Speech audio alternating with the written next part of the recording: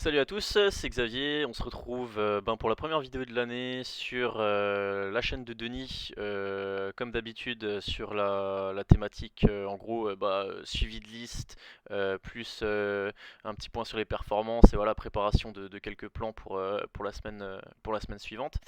Donc la première chose c'est que je tiens à tous vous souhaiter meilleurs vœux et puis une bonne année 2022, que ce soit pour la bourse évidemment et puis tout le reste, hein, la santé, le bonheur, voilà que des bonnes choses. Deuxième chose, je vous remercie aussi tous, la communauté YouTube et la communauté Twitter, hein, pour ceux de Twitter qui sont sur YouTube, pour votre soutien. Depuis que j'ai commencé les vidéos, j'ai eu vraiment aucun problème, aucun retour négatif, que des gens qui vraiment m'ont encouragé, m'ont critiqué intelligemment aussi parfois, donc la critique constructive toujours super important. Et voilà, donc c'est super motivant pour la suite et très motivé pour continuer sur cette lancée en 2022. Donc petit point performance juste, donc on n'avait pas fait de vidéo là, la période des fêtes. Moi j'avais assez mal terminé l'année. Il y avait beaucoup de frustration, je crois que j'avais fait moins 2000, un truc comme ça sur le mois de décembre. Mais bon, une perf globale sur 2021 d'une quarantaine de pourcents. Euh, et il y a eu pas mal de trucs. J'étais notamment sur Farnext une fois. J'étais sorti. Je vous montre, hein, c'est pour la petite anecdote. Euh, euh, J'en avais pris sur la bougie en clôture le mercredi 29 décembre. J'avais pas fait une bonne journée, j'avais pris en clôture et en fait le lendemain, malgré l'ouverture sur les plus hauts, moi je suis tout de suite sorti genre 2-3 minutes après l'open. J'étais à plus 10 ou plus 15%, j'avais même pas une grosse ligne. Et en fait je sais pas, je sentais mal la journée, je me sentais pas très bien, j'avais juste envie de retourner me coucher. Donc j'avais vendu tout de suite à plus 10, plus 15. Et je suis retourné dormir et je me lève 2-3 heures après et je vois le truc à plus 120%. Je me dis putain, je suis trop con. Et au final, on a vu après encore où ce que c'est allé parce qu'elle a fait en gros, elle a fait un mouvement. Je crois que j'ai jamais vu ça aussi rapide sur la côte française. Donc on va dire, on va prendre le mouvement du bas, hein, on va dire à 3 centimes, jusque le plus haut à voilà quasiment 865% en 1, 2, 3, 4 séances. Je crois que j'ai jamais vu ça sur Euronext. Donc bon, tant pis pour moi, malheureusement, c'était un peu, comment dire, un bon récapitulatif de l'année 2021, c'est-à-dire difficile et frustrant. Enfin bref, du coup je repasse comme d'habitude à ma liste et les performances de cette semaine. Donc j'ai fait une très bonne performance là pour commencer l'année, je suis super content. Donc plus 5 954 € cette semaine, plus 12,2% sur le capital. Donc très très bonne première semaine, c'est bien, ça lance bien sur janvier, c'est super motivant. Donc j'espère que je vais continuer comme ça. Et, et voilà. Alors, commence tout de suite le niveau du suivi donc des différentes actions. Donc, ce que je regarde un petit peu, donc ma liste 2022, j'ai aménagé pas mal de trucs, j'ai enlevé certains trucs, mis des nouveaux, j'en ai remis d'anciens, donc voilà. Je commence du coup tout de suite avec Guillaume. Alors donc Guillemot qui depuis les plus hauts de début décembre consolide vraiment fort et est revenu sur un donc entre hier et aujourd'hui. Là on est vendredi, donc entre hier et aujourd'hui là, il est revenu sur un gros support là, la zone des 13,60 13,80 €. On voit, hein, super, il y a beaucoup de points, enfin vraiment une zone d'importance. Je pense que la bougie du jour est vraiment superbe parce que on fait une mèche basse ce matin à l'ouverture pour pour faire sortir un petit peu les mains tremblantes, on va dire. Et derrière ça repart, ça fait une super clôture, il y a eu des volumes. Donc un gros signal envoyé sur Guillemot. C'est dommage, moi j'ai pas pillé le support, j'ai eu d'autres trucs ailleurs, mais j'avais plus vraiment de liquidité. Mais c'était une super zone d'achat d'achat, donc maintenant à voir comment ça va construire. Il va falloir attendre que les moyennes mobiles se remettent dans de bonnes dispositions pour essayer de repartir d'ici la fin du mois. Surtout qu'il y a, je crois, il y a l'annonce du chiffre d'affaires 2021 prévu là fin janvier, donc il sera très bon évidemment. Donc ça aidera peut-être, il y aura peut-être de la spéculation sur la valeur et ça repartira dans les prochains jours, prochaines semaines là, pour essayer de repartir sur les plus hauts vers 16,60€, 16,80€ et plus après derrière si affinité.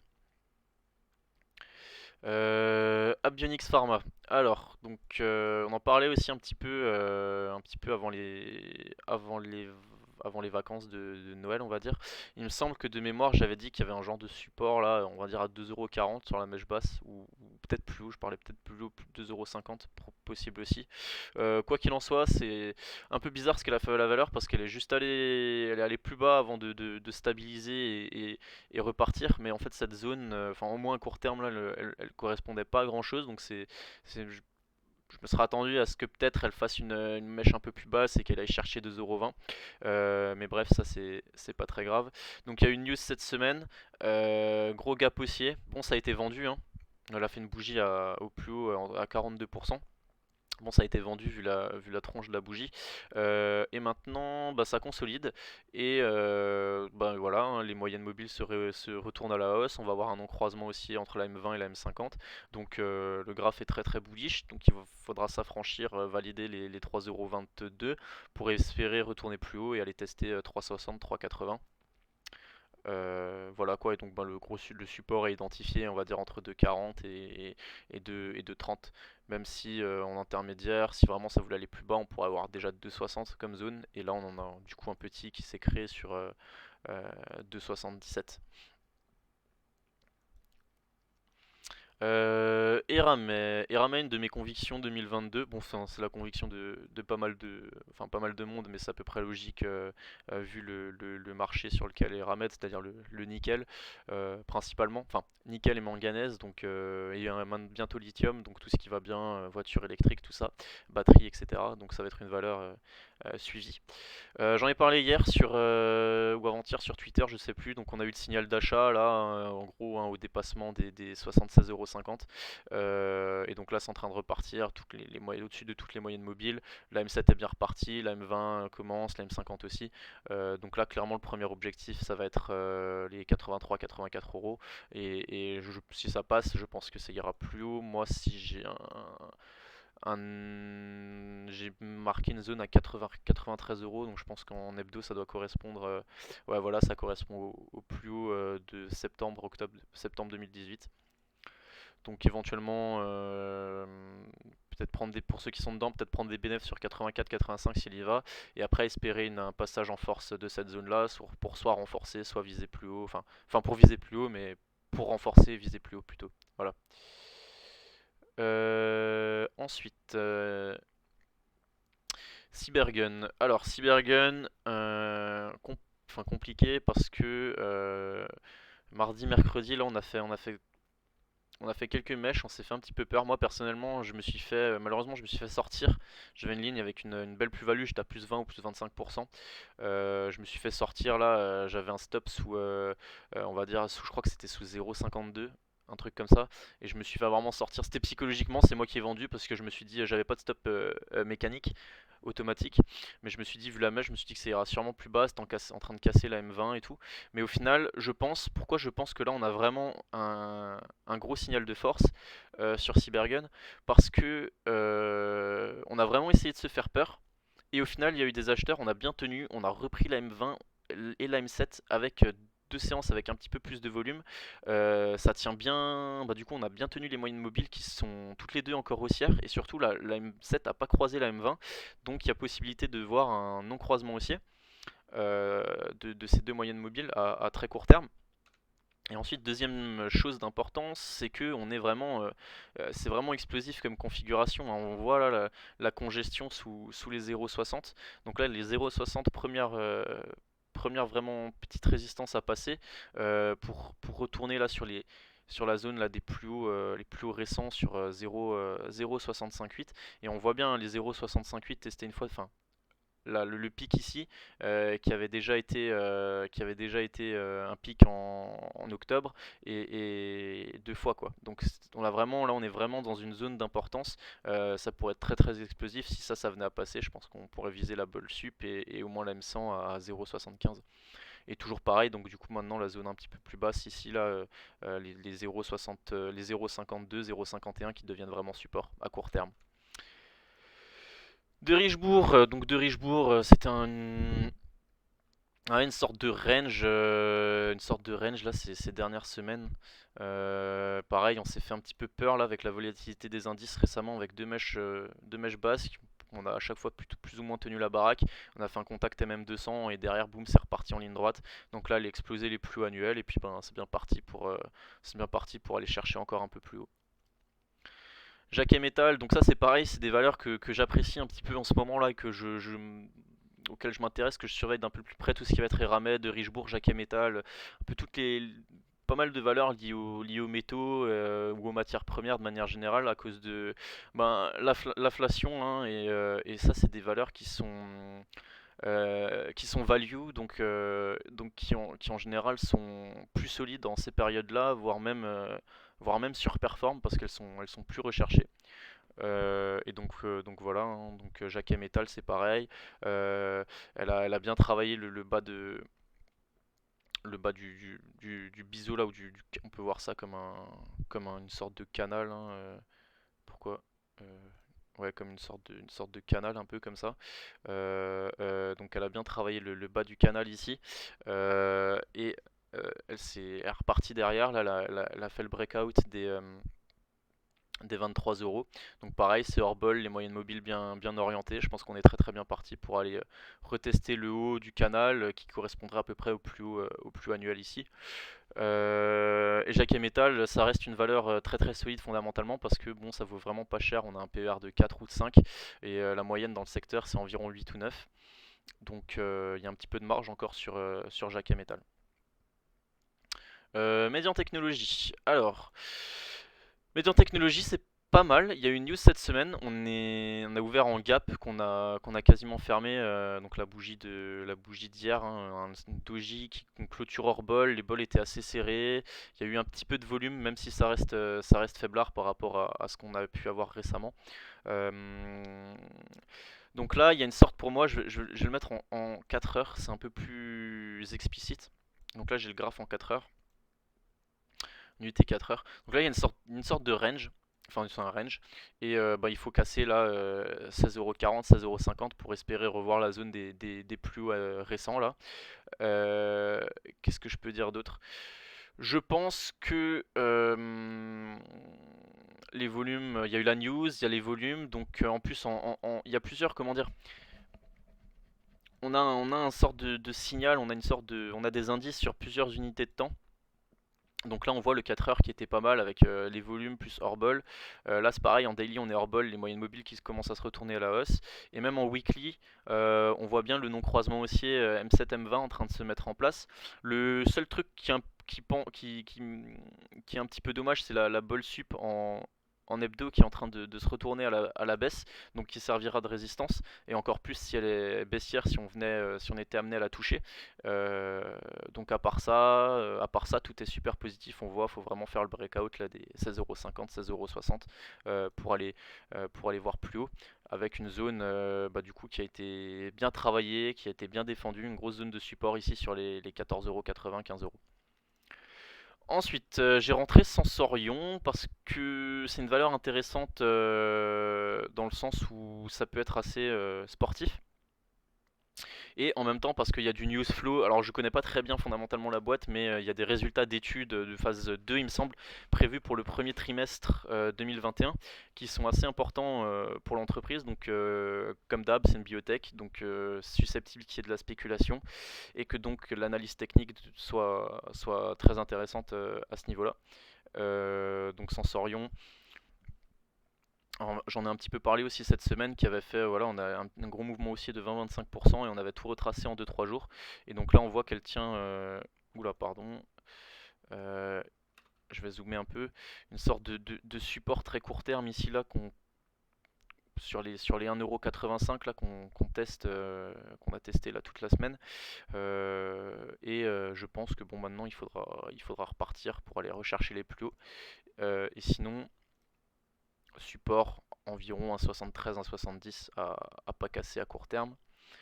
Et pareil en daily on voit sorte de range avec une résistance là à 2,27€, 2,30€, qu'il faudra casser pour retourner sur les plus hauts annuels là, de début d'année dernière à 2,60€, voire plus si affinité. Alors, Valneva. Donc Valneva, ça a été un petit peu dur cette semaine, enfin même ces derniers jours, même un petit peu avant le 1er janvier. Notamment, on voyait qu'il y avait quelques signaux de. Moi j'ai eu vraiment un signal baissier sur Valneva, là, cette bougie du 28 décembre. Quand j'ai vu que elle s'est vraiment retournée quoi, elle a ouvert plus haut que la veille, et la veille elle avait fait une belle bougie avec il y avait la M7 qui montait, et à l'époque la M20 aussi. Et là, la bougie rouge de retournement avec une mèche, et surtout qu'elle passait pas elle avait pas réussi à repartir, à repasser les plus hauts de la semaine d'avant. Donc là, à partir de là, j'ai commencé à avoir un petit biais baissier, surtout quand on voit derrière la M7 qui a commencé à se retourner. Et puis bon, ben là, le truc Omicron, ça a pas trop aidé. Voilà, les médias qui commencent à parler de Omicron, vaccination naturelle, etc. Donc forcément, Valneva mise un petit peu de côté par le marché, enfin même beaucoup, parce que je pense qu'on doit être à quasiment, si je prends les plus hauts, ouais, on est de décembre, on est quasiment à moins 45% au plus bas. Donc ça fait mal. Maintenant, je pense que là, donc on voit, hein, elle avait vraiment cassé le trend, gap baissier en dessous, derrière ça a pas pardonné quoi. Donc là, quoi qu'il en soit, la ligne verte, hein, on voit, je vais la remonter un petit peu, mais ah non, c'est le truc automatique, je peux pas le faire. Là, il va y avoir vraiment une zone de support en 15€ là, 15€, 15€, un peu plus haut la mèche ici là qui correspond bien. 15€, 15,60€ en grosse zone de support à pas casser à la baisse. Et par contre, je pense que là, ça va bien travailler, bien consolider avant de éventuellement repartir. Ça va pas partir comme ça du jour au lendemain, sauf si news. XFAB. XFAB, toujours pareil, toujours cette sorte de range, un petit peu, enfin cette construction graphique. Pour l'instant, elle ne veut pas s'en affranchir. On a une sorte de robe, un petit peu comme ça là. Bon, c'est toujours pareil, hein, tant que le bas du range tient à 8,80€, 8,90€, il n'y a rien à signaler à la baisse. Il faut juste attendre un passage concret du coup des 9,40€, et puis derrière les 9,80€, 10€ pour pouvoir éventuellement repartir, faire des nouveaux plus hauts. Biosinex, donc cette semaine on a eu un gros signal de vente. Je pense que là la bougie équivoque, hein, c'est-à-dire mèche sur la. C'est dommage qu'elle ne soit pas allée taper les plus hauts. Moi je m'attendais vraiment à ce qu'elle aille au moins tester les plus hauts annuels, mais bon, elle l'a pas fait. J'avais pas mal allégé du coup dans la chute quand j'ai vu que ça passait pas. Quoi qu'il en soit, du coup 28,50 28,50, 29€ en grosse résistance. Il y a eu des super gros volumes ces derniers temps, le graphe reste super haussier, l'actualité est assez porteuse, hein. On teste quand même au maximum en ce moment. Tous les jours il y a des articles sur Biosinex qui a à peu près 40% du marché de l'autotest et de l'antigénique en France. Donc moi je pense que ça devrait repartir avant l'annonce du chiffre d'affaires de 2021. Donc là pareil, fin janvier, le 20 janvier. Là vu la gueule de l'analyse, enfin vu la gueule du graphique, je pense que ça devrait repartir. Pour moi, je vais pas avoir vraiment de signal baissier, sauf si clôture sous MM20. Et objectif repasser 26,40 pour aller reviser les plus hauts historiques et voir les dépasser à l'approche des annonces. Alors, Genfit, donc Genfit, ça construit tranquillement depuis les news de fin décembre là. On est sur la MM20, la MM7 qui commence tranquillement à se repositionner. Donc là, éventuellement, on verra la semaine prochaine s'il y a si on venait à repasser la MM7 à la valider, il pourrait potentiellement y avoir un non-croisement aussi M7 M20 qui se mettrait en place. Surtout que la construction technique est quand même vraiment très belle, hein. Je vous montre en UT1 heure. On a vraiment un range et on a vraiment le support ici là à 4€, 4,5€, 4,8€ à pas casser à la baisse quoi. Ensuite, donc ça, GenFit, je surveille vraiment beaucoup hein, parce que je pense que la news est pas pricée et que, enfin, est pas pricée. Oui, elle est pas pricée, elle est pas pricée. Je pense que du coup là maintenant, GenFit c'est un peu sous-valorisé au prix actuel. Donc il faudra, donc je surveille vraiment attentivement le graphe parce que je pense que ça peut repartir dès qu'il y aura de nouveau des volumes. Médincelle. Alors Médincelle, un petit peu compliqué. Pareil, elle a essayé de faire le breakout cette semaine. Là, elle a tenté le passage des 10,20€ pour aller essayer de chatouiller les 11€. C'est pas passé. Gap haussier. On a fait une mèche le lendemain. On a repris le gap et on a fait 4 jours de construction avec une mèche bien basse ce matin. Par contre, point positif, elle tient le support à 9, vers 9,30 quoi. Elle clôture au plus haut aujourd'hui avec un petit peu de volume par rapport à la veille. Donc assez positif pour les jours à venir. Surtout que là, elle est nouveau au-dessus de toutes les moyennes mobiles, bon sauf la M7, mais oui, bon, au-dessus des M20, M50, M200, M100. Donc on a une zone d'achat, je pense, intéressante avec un stop assez facile à placer. Euh, voilà. Pour viser 11€ et après derrière plus, hein, si affinité 11,40€, si breakout, etc. Eurobioscientifique, donc qui avait explosé ses plus hauts historiques, enfin ses plus hauts annuels là récemment, et qui avait pris, je pense on doit être sur les 20, ouais voilà, qui avait pris 25% dans la foulée. Euh, on vient retracer la moitié de la hausse si on va prendre la hausse depuis le point bas. Donc à peu près 50% de hausse et là on a retracé 25%. Elle est revenue tester les 23,70, donc les plus hauts, les plus hauts annuels précédents. Donc c'était un point d'achat intéressant ici. Je pense que ça devrait, à mon sens, ça va être une zone qui va être très très achetée. Je pense que ça devrait tenir et construire dessus pour relancer là à court terme. Surtout qu'en hebdomadaire, on voit bien comment dire, l'importance de ou plutôt la puissance du trend haussier. Là, on voit la M7 est très très haussière, la M20 est en train de suivre. Et là, en plus, la semaine prochaine, sur ces prix-là, on sera sur la M7. Donc c'est pour ça que je pense que la zone va intéresser du monde. DroneVolt, donc là on est sur les petites valeurs très très spéculatives. DroneVolt, valeur assez intéressante. DroneVolt, alors petite valeur, très petite capitalisation, assez spéculative, hein. C'est une valeur AOCA qui a malheureusement bien dégusté cette année, hein, avec une baisse de quasiment, si je dis pas de bêtises, on va prendre le point haut. Purée, c'est tellement gros que j'arrive même pas à tout prendre sur le graphe. Euh, donc en un an et demi, on a à peu près moins 85%.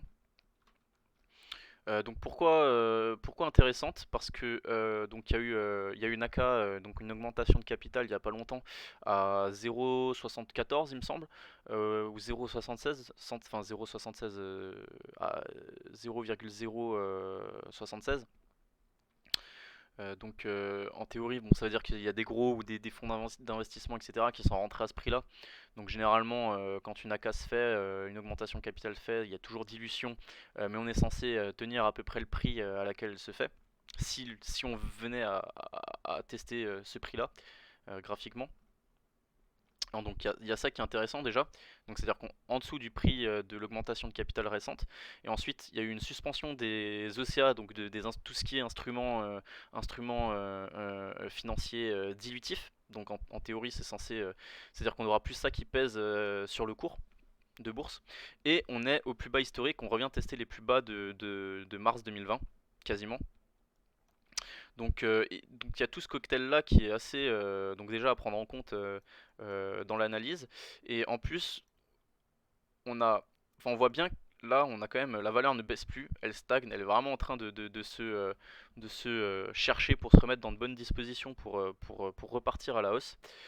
Donc en fait, ce qui est intéressant ici, c'est qu'on a un excellent ratio gain-risque dans le sens où déjà on a un objectif très clair à 0,083 qui est le haut du gap au moins. Enfin, oui, le haut du gap, pardon. Donc on a un objectif à peu près à 30% du prix actuel. Et avec un stop vraiment on va aller sous les plus bas pour les plus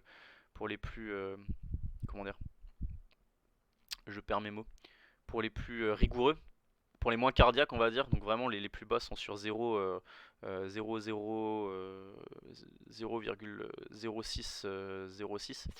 Voilà, c'est compliqué les valeurs massacrées comme ça. Donc on va dire un stop à -7, -8% maximum au prix actuel pour un objectif théorique à plus 30. Et surtout on a toute cette construction technique là et la congestion des bols. La congestion des bols c'est super important parce que après quand on sort d'une congestion comme ça c'est explosif que ce soit à la hausse ou que ce soit à la baisse. J'ai rarement vu une telle congestion de bol sur un dossier super spéculatif comme ça. Donc je pense qu'il peut y avoir un très gros coup sur Dronevolt à jouer à court terme avec un stop assez facile à jouer. Surtout que là, à partir de la semaine prochaine, la MM20 va de nouveau va être plate. Et sachant qu'on a la M7 qui vient de passer au-dessus, on pourrait commencer éventuellement à tenter un retour, un retour haussier sur la valeur. Gossin, alors Gossin sur zone de support en ce moment, donc les 7 euros, 7,3 € déjà testé, donc c'était ce qui avait freiné la hausse début novembre. On l'a retesté fin novembre, donc là on est de nouveau dessus. Il y a la même 100 aussi. Bon, il y a quand même pas mal de volume à la baisse ces derniers jours, donc faire attention. Si cette zone là ne tenait pas, derrière le prochain support ce serait 6,40 €, 6,50 €. Et ensuite il faudra repasser au-dessus de 7,80 €, 8 € pour vraiment fort avec des volumes pour relancer la machine. Agrogénération, j'ai repris une ligne hier ou avant-hier, je sais plus trop, sur cette zone là, hein, sur la zone des 0,24 0,24,5. Pourquoi? Alors parce que, pour ceux qui savent, hein, c'était déjà une valeur, on avait fait un très gros coup cette année dessus, là, hein, lors de l'explosion fin septembre, début octobre là. Donc on avait gagné quasiment, je crois j'étais monté à plus 70 au plus haut plus 80 le dernier reliquat que j'avais vendu par rapport à mon prix d'achat. Alors là, deux choses intéressantes sur le dossier. Déjà c'est un dossier lié aux matières premières, tout ce qui est blé, etc. Moi je pense que c'est matières premières agricoles. Je pense que c'est un sujet qui va revenir sur le devant de la table là ces prochains mois, le sujet un petit peu de l'inflation et et des pénuries. Tout ce qui va être matières premières, que ce soit métaux, tout ça, matières premières agricoles, blé, maïs, etc. Euh, donc je pense que c'est un dossier qui va réintéresser du monde à très court terme là. Et ensuite, la deuxième chose intéressante, c'est qu'on a retracé toute la hausse. Là, on avait retracé toute la hausse du plus beau, quasiment au plus bas. On a fait un bon moins 42% depuis les plus hauts là. Et on était revenu tester la zone de break ici. Donc forcément, c'était un point qui intéressait du monde. C'est dommage, j'aurais dû m'y intéresser plus tôt à titre personnel. Mais j'ai préféré attendre comment dire, une configuration technique adéquate qui va bien avec mon trading. Donc là, en gros, mon plan, je vous explique, c'est que j'ai acheté ces niveaux-là parce que je m'attends à ce qu'on tente un non-croisement haussier M7, M20 et qu'on aille derrière qu'on pète les tout plus hauts récents, les 0,26,7 et qu'on aille chercher un peu plus haut peut-être la zone des 0,28, 0,30. Et là j'ai un stop du coup sous les plus bas de la semaine dernière, donc on va dire sous 0,23. Donc pareil, un ratio gain-risque intéressant pour moi. Et la deuxième chose que j'aime bien, enfin la dernière chose que j'aime bien plutôt, parce qu'il y a pas mal de choses que j'aime bien sur ce dossier, c'est le graphe hebdo. On voit hein, qu'on est venu tester depuis les plus hauts, qu'on est venu tester la zone de break, et on est en train de mettre en place un non-croisement aussi M7 M20 ici en hebdo, assez intéressant avec une augmentation des volumes, même si ça reste faible par rapport à la grosse semaine, les deux grosses semaines qu'on a eues il y a 2 mois. Donc voilà, dossier intéressant. Ensuite, Katana Group, donc fabricant de catamarans, ça marche bien en ce moment, ils font des super chiffres depuis plusieurs trimestres. Valeur très très haussière. C'est pas très très spéculatif, c'est pas très très volatile, mais c'est des dossiers assez intéressants pour gagner de temps en temps 10-15% dans les phases vraiment haussières. Donc là, moi personnellement, j'ai pris une petite ligne là sur les niveaux, sur le niveau du break là, je crois que c'était le lundi 3 janvier. J'ai dû acheter 6,70 à peu près, un truc comme ça, pour viser 7,40€, 7,50€ dans un premier temps. Voilà, et après bah là avec un stop sous 6,40€ maintenant, qui correspond là à une zone de support. Donc rien de plus à signaler sur Katana, dossier très très très très bon fondamentalement. Donc dans mon suivi pour 2022. Ensuite je passe à Fermental. Fermental c'est toujours aussi frustrant, hein, parce que purée on sent qu'elle veut breaker, qu'elle veut aller chercher de nouveau la zone des 4€. Putain, elle a testé plein de fois les 3,40. Là elle fait pas de plus bas, mais elle arrive pas à enfin passer et à enfin mettre des volumes, à enfin accélérer. Donc dossier toujours, comment dire, donc biais vraiment haussier sur ce dossier là tant qu'on tient, faudrait pas qu'on passe sous 2,90€, 2,80€ et qu'on valide une telle baisse. Et en plus, ouais, même en hebdo, on voit, c'est toujours très propre. On est au-dessus des moyennes mobiles 7, 20, 50, qui sont haussières. Bon, sauf la 50, mais elle va le repasser bientôt, là, dans les 2-3 prochaines semaines, elle sera de nouveau haussière. Si on reste sur cette zone de prix, évidemment. Et bon, toujours, on voit, hein, vraiment cette zone 3,20, 3,40 à exploser là pour enfin avoir un peu de volatilité et chercher plus haut, quoi. Énergisme, donc là je passe en daily, j'ai fait un trade dessus hier, j'en ai parlé sur Twitter, donc j'ai fait 3,20, 3,55, donc un bon plus 10%, un tout petit peu moins il me semble, ah non un tout petit peu plus. Euh, donc en fait ce qui s'est passé c'est que ouais, là j'ai senti là, le break là des 3,20€, comme il y avait eu des volumes les deux journées précédentes, qu'on était hors bol. Donc là du coup on reste hors bol, donc c'est à dire on amorce un mouvement haussier à court terme. Euh, on peut espérer peut-être viser la zone des 4,30 si ça venait à accélérer dans les prochains jours, prochaines semaines. Quoi qu'il en soit, là on a cassé la robe hier, on a fait le pullback dessus aujourd'hui et on est pile poil sur la première zone de résistance ici, à 3,50€ quoi. Metabolic Explorer, bah, ça reste très très haussier, hein. Bon, rien à dire, hein, tant qu'on tient toujours les anciens plus hauts, en tant que support, donc là ça va être 6,60€. Objectif 7,35€ qui correspondent à la mèche, ici là de février 2015 ou janvier 2015, fin janvier 2015. Donc très très belle recovery quand même sur le dossier mine de rien, hein, depuis une bonne année là.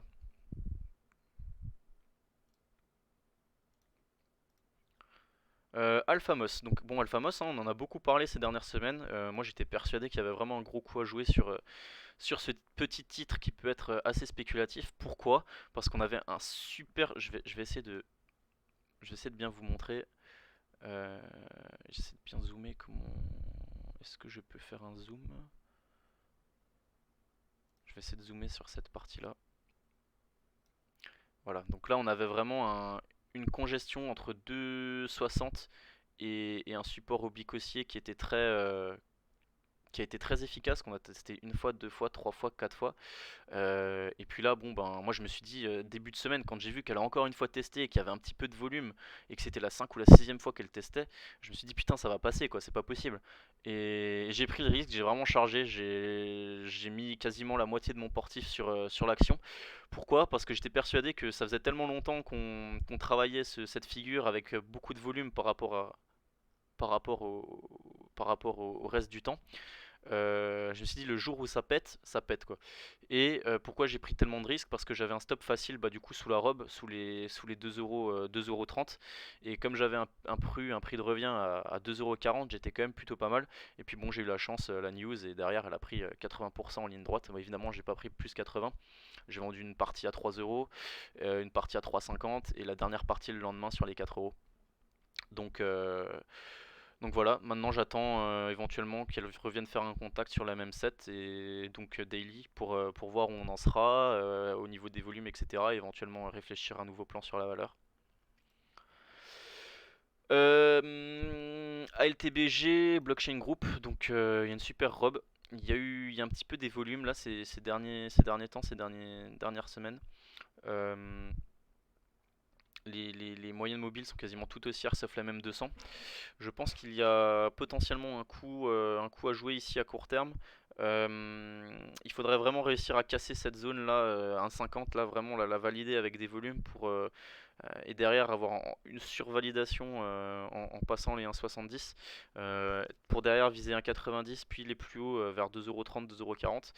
Et sinon en cas de baisse il faut absolument tenir 1,25€, 1,20€, auquel cas le plan sera caduque et on remettra l'éventuel départ haussier à plus tard.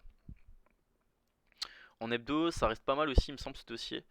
Euh, ouais, au-dessus de M7, au-dessus de M20, c'est dommage, elle a tenté de passer la M50 cette semaine avec une petite tentative au-dessus de la bol sup, mais ça n'a pas tenu.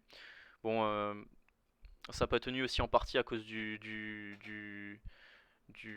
enfin, du crack, je sais pas si on peut pas appeler ça un crack, mais à cause un peu les cryptos, le marché crypto est un peu moins bien en ce moment, hein, donc forcément ça impacte un petit peu les valeurs qui sont en théorie liées. Et enfin, je termine la vidéo par Terradiag. Pareil, j'ai une petite ligne dessus, j'en ai parlé hier là du break des 2,45€ sur Twitter. Elle a passé, elle a fini quasiment au plus haut à 2,62€, 2,65€.